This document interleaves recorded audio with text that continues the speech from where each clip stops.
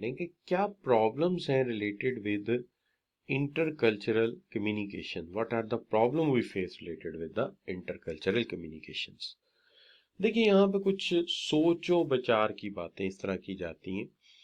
सबसे पहले मसला तो ये आता है कि जब मुख्तलिफ मुल्कों में बात हो रही होती तो एक जगह दिन है एक जगह रात है, तो सबसे पहले तो टाइम ही एडजस्ट नहीं हो पाता। एक टीम का हिस्सा यूरोप में है, एक टीम का हिस्सा जो है सॉरी अमेरिका में, एक एशिया में है, तो 12 घंटे का तो फर्क मिनिमम, दिन रात का फर्क है, टाइम ही एडजस्ट नहीं होता।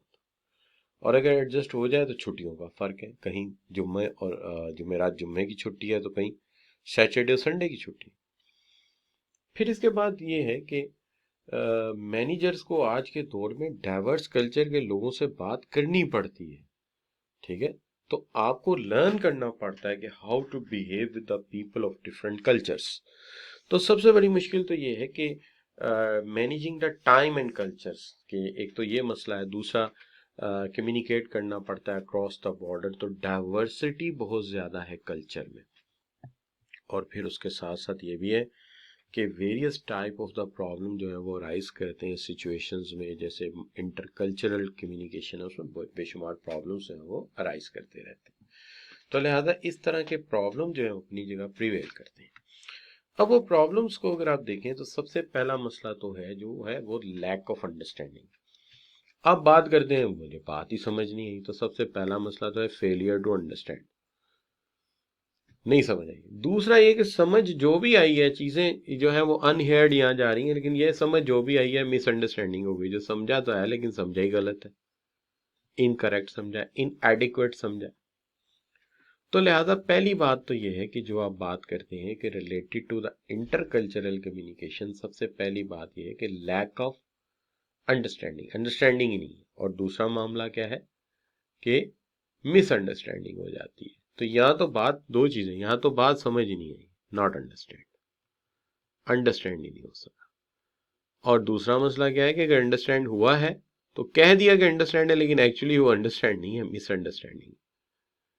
ये बड़े मसले, ये दोनों ही प्रॉब्लम है ना जी, दोनों ही प्रॉब्लम है। एक में तो बात चिट्टा इनकार हो गया, गाली समझ नहीं आई, और दूसरे में मसला ये जो गल समझ आई है वही गलत है, सारी बात ही गलत है। तो ये चीज, अब इसमें जो कॉन्सिक्वेंसेस इसके होंगे वो क्या होंगे, नताइज क्या होंगे, इसके नताइज अलग अलग हैं। एक है इंडिविजुअल लेवल पे और एक है कोलेक्टिव लेवल पे। एक है इंडिविजुअल लेवल पे यानी फर्द की सतह पे, यानी इंडिविजुअल वन पर्सन या फ्यू पर्सन्स की, इन अफराद की, यानी कलेक्टिव नहीं, फर्द, जो फर्द है एक शख्स, तो एक फर्द के सेंस में क्या करते हैं, तो ये फर्द का फर्द से ताल्लुक है, is a relationship of one person with other, एक पर्सन का दूसरे पर्सन से, one person with other, one person with other, लेकिन पर्सन टू पर्सन, लेकिन ये है ग्रुप टू ग्रुप, एक ग्रुप का दूसरे ग्रुप से। तो मैंने कहा यहाँ तो बात समझ ही नहीं आई है, आई है तो कॉन्फ्लिक्ट, बिल्कुल मिसअंडरस्टैंड हो गया। अब उसके नताइज क्या होंगे, फर्द से फर्द के लेवल पे हो रहे हैं और ग्रुप से ग्रुप के लेवल पे हो रहे हैं। तो यहाँ पे भी एक जी ले लेते हैं आपसे, कि जी का मतलब यह है कि आपको समझ आई है, कि मैंने कहा यहाँ तो बात समझ ही नहीं आएगी, तो यहाँ समझ आएगी तो गलत आएगी।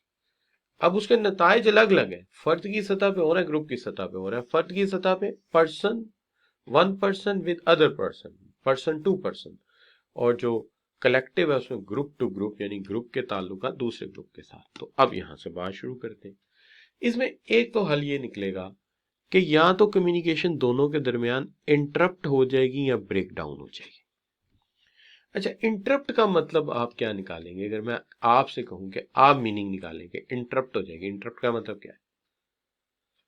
शाबाश, उर्दू में बताएं, इंग्लिश में बताएं, जिसमें मर्जी बताएं, क्या होगा? कम्युनिकेशन इंटरप्ट हो जाएगी, रुक जाएगी, बिल्कुल रुक जाना, कि ये रुक जाएगी। और ब्रेक डाउन का मतलब क्या है? शाबाश, ब्रेक डाउन का मतलब क्या है? ब्रेक डाउन का मतलब टूट जाएगी, ब्रेक डाउन मतलब टूट जाएगी, मतलब यहाँ तो वक्ती तौर पे आप एक दूसरे से अलहदा हो जाएंगे, बात नहीं करेंगे, जैसे मैंने तस्वीर लगाई है, या आप हमेशा के लिए अलहदा हो जाएंगे, जैसे ये एशियन लड़की है और ये यूरोपियन लड़की है। दोनों ने कोशिश की है बात करने की, लेकिन फिर बात को यहाँ तो कहा कल करेंगे, तो यहाँ उन्होंने खत्म कर दिया। उन्होंने कहा नहीं यार, हमसे बात हो ही नहीं सकनी, लिहाजा हमारी कोई दोस्ती नहीं हो सकती, क्योंकि हम एक दूसरे को समझ ही नहीं सकते। ठीक है ना? तो ये चीज हो जाती है। दूसरा मामला ये हो सकता है कि जब सिचुएशन इस तरह की हो कि आपकी कोई मजबूरी बन जाए। अच्छा, मजबूरी के हालात में एक तो ये हो सकता है दोनों पार्टीज की पावर इक्वल हो, या दूसरी सूरत ये हो सकती है एक पार्टी दूसरे पे डिपेंड करती हो। अच्छा, अब सिचुएशन मजबूरी है, यानी more motivation to improve situation or negation. लेकिन मसला ये कि अगर बराबरी की बात है तो और है, और अगर बराबरी की बात नहीं है, एक का दूसरे पे इन्हिसार है, तो मामला और है। जब बराबरी की बात है तो दोनों सूरतें हो सकती हैं, X and Y are equal, दोनों सहेलियां बराबर हैं, दोनों सहेलियां, दोनों दोस्त बराबर हैं।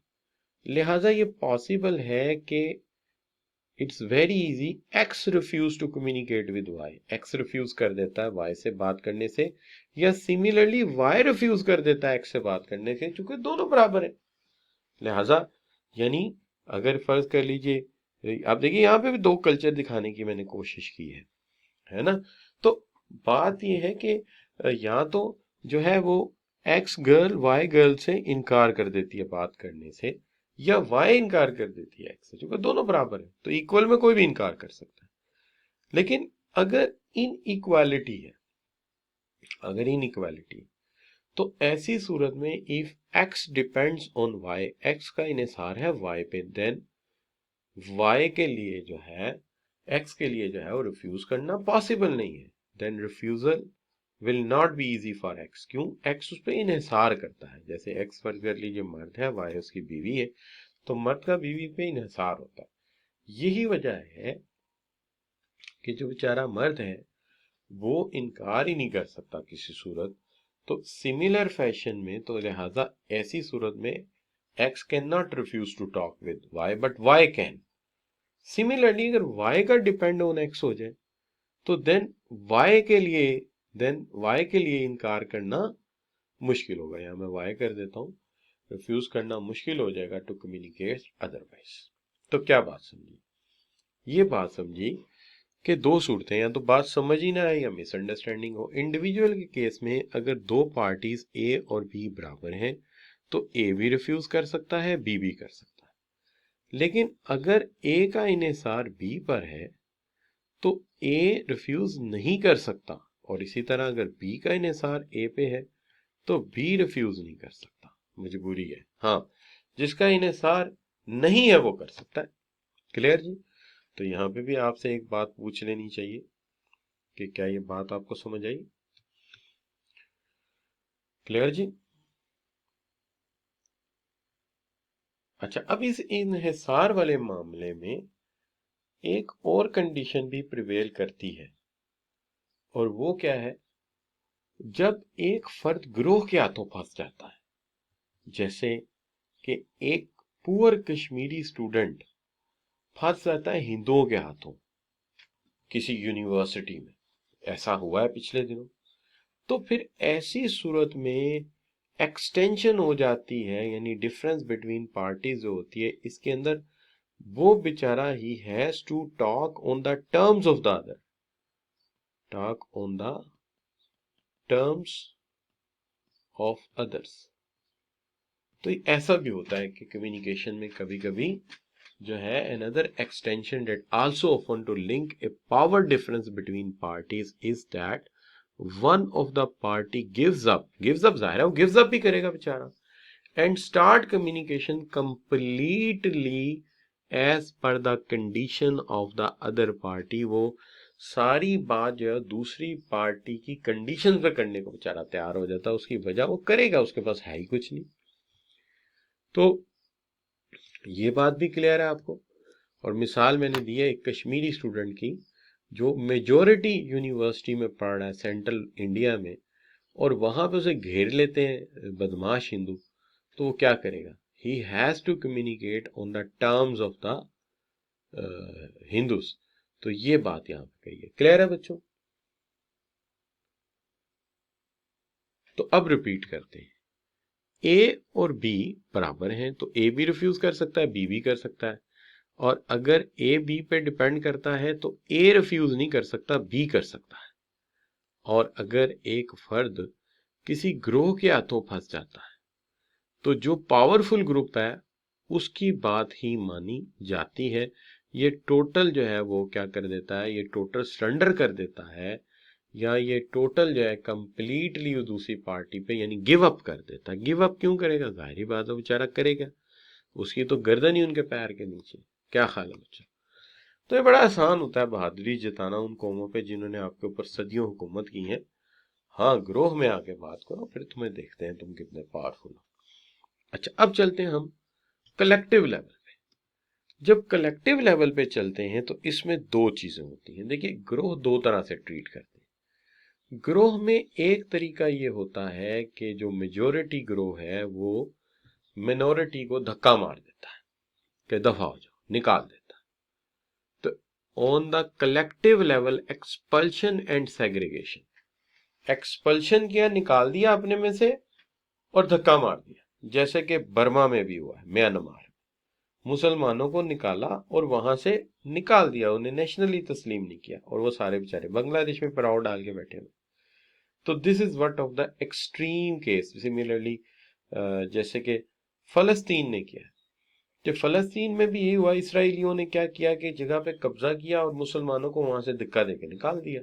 तो ये है एक्सपल्शन एंड सेग्रीगेशन। एक तो आपको एक्सपेल कर दिया वहां से, और दूसरा आपको वहां से धक्का मार दिया, यानी हमेशा के लिए अलहदा कर दिया। This is what they called collective level, एक तरीका।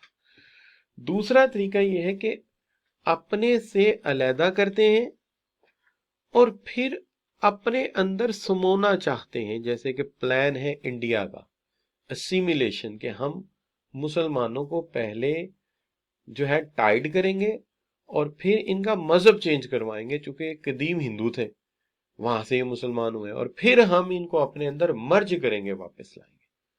तो ये है असिमिलेशन। तो अब देखिए, जो एक्सपल्शन है वो क्या है कि एक ग्रोह दूसरे ग्रोह को धक्का मार देता है कि बस तुम्हें आने ही नहीं देना, जैसे म्यांमार में हुआ है, इसराइल और फलस्तीन में हुआ। और अब जो है क्या हो रहा है इंडिया में, असिमिलेशन, के ह्यूमिलिएट करके मुसलमानों को, उनको धक्का मार के, और फिर उनको जो है वो अपने अंदर हिंदू बना के समोने की कोशिश की जा रही है। सो दिस इज कॉल्ड, जो है ये है असिमिलेशन। अब तीसरा तरीका जो है वो है पाकिस्तान का तरीका। पाकिस्तान का तरीका जो है वो है इंटेग्रेशन का। इंटेग्रेशन का तरीका ये कि जो मिनोरिटी है उसके मजहब पे कोई हमला नहीं करना। क्रिश्चियन क्रिश्चियन रहे, हमें कोई इतराज नहीं, हिंदू हिंदू रहे, ठीक है जी, सिख सिख रहे, पारसी पारसी रहे, लेकिन मुसलमान मुसलमान रहे, अपने अपने मजहबों में रहो। लेकिन क्या करोगे, integration usually refers to pattern in which different groups are provided with possibility and perhaps same sport as well, maintain their distinctive identity without coercive and defense mechanism, के हम उनके ऊपर कोई दबाव नहीं डालते कि आप अपना मजहब बदलें, आप अपने मोहल्ले बनाएं, आप अपने घर बनाएं, आप अपने मजहब को फॉलो करें, चर्च बनाएं, हम आपको हिफाजत देते हैं। आप अपने टेंपल बनाएं, हम टेंपल नहीं बनाएंगे, आप बनाएं, और हम आपकी हिफाजत करेंगे। बल्कि हमने तो उनको सड़कें बना के दी उनके जो है गोल्डन टेम्पल तक आने के लिए, कि लो भाई तुम आओ और आके यहाँ पे इबादत करो, हम बॉर्डर से बना देते हैं, एरिया तुम्हें दे देते हैं, जाओ इबादत करो। तो हम तो किसी कम्युनिटी के खिलाफ नहीं, ना ही हम कोई ऐसी नफरत अंगेज बात करते हैं। लेकिन ये इनको पता नहीं क्या कोई खासा है, कोई बीमारी है इन लोगों को। बहरहाल एनीवे, तो हम कहते हैं कि कलेक्टिव लेवल पे क्या होता है कि ग्रुप को अपने से अलहदा करो और अपने इलाके से ही निकाल दो। और ये क्या किसने, म्यांमार में हुआ और इसराइल में हुआ। उसके बाद हम तो उसे फलस्तीन ही कहेंगे, हम तो उसे इसराइल नहीं मानते। असिमुलेशन, जो हिंदू करने जा रहे हैं कि मुसलमानों की तजलील करो, मारो पीटो और फिर इनका मजहब चेंज कराओ, और जो नहीं करते उन्हें कत्ल करो और बाकी के जो बचते हैं उन्हें हिंदू बना के वापस लाओ और वैसे ही अखंड भारत कायम करो और उसके अंदर ये कहो कि हिंदुस्तान इज फॉर हिंदूस, के हिंदुस्तान हिंदुओं का है, तो तुम हिंदू हो जाओ तो आ जाओ। अच्छा, अब जो तीसरा तरीका है वो हमारा तरीका है, जिसके अंदर आप अपने अपने मजहब में रहें, आप अपनी अपनी फिलॉसफी पे काम करें, अपनी आइडेंटिटी भी बरकरार रखें, but we are a nation. तो ये है इंटेग्रेशन का तरीका, कि सेग्रीगेट भी रहो लेकिन साथ भी रहो, इकट्ठे भी रहो। तो ये है तरीका। तो इनफरादी सतह पे क्या सीखा कि जब ए और बी बराबर हैं तो ए भी इनकार कर सकता है, बी भी इनकार कर सकता है, लेकिन अगर ए बी पे डिपेंड करता है तो फिर ए इनकार नहीं कर सकता, हाँ बी कर सकता है। ठीक है जी। अच्छा, और फिर एक ये है कि एक फर्द बहुत सारे ग्रोह के हाथों फंस जाता है तो फिर वो गिव अप कर देता है। जैसे मैंने कश्मीरी स्टूडेंट बेचारे की मिसाल दी आपको, वो अकेला है, ये ग्रोह है। ठीक है जी। और फिर इसके अंदर तो उसकी टर्म पे कम्युनिकेट करेंगे ना। और कलेक्टिव में क्या तरीका बताया, एक ये है कि एक सब ग्रुप बनाओ, उसको निकाल दो, और एक तरीका कार ये असिमुलेशन करो, पहले उनको मेल्ट डाउन करो, फिर अपने अंदर मर्ज करो, और फिर तीसरा तरीका क्या है, इंटेग्रेट का, जो कि हमने फॉलो किया है। तो ये बच्चों यहाँ पे आके आप बताइए कि क्या ये बात आपको क्लियर है। गाइडलाइन हमें ये दी गई है कि आप एक दूसरे के कल्चर को समझो, उसके अंदर नॉलेज पैदा करो, और उनकी रिटन लैंग्वेज को भी समझो, उनकी ओरल लैंग्वेज को समझो, और इन कॉम्प्लेक्सिटीज को रिजॉल्व करो, यानी पॉजिटिव सेंस में। लिहाजा इसके ऊपर ज्यादा वक्त आपने नहीं लगाना, आपने सिंपल समझना है कि उनकी ओरल लैंग्वेज भी हमें सीखनी है, उनके मजहबी वैल्यूज को भी सीखना है, और कल्चर को भी सीखना है, और एक फ्लेक्सिबल वर्ल्ड क्रिएट करना है जहां पे हर शख्स अकोमोडेट हो सके। और वहां में हमने ऑप्टिमिज्म लाना है, पॉजिटिविटी लानी है, हमने जो है वो नेगेटिविटी को प्रमोट नहीं करना। We are not going to promote the negativity, हम पॉजिटिविटी को प्रमोट करेंगे। ठीक हो गई जी बात। अब यहाँ पे हम आखिरी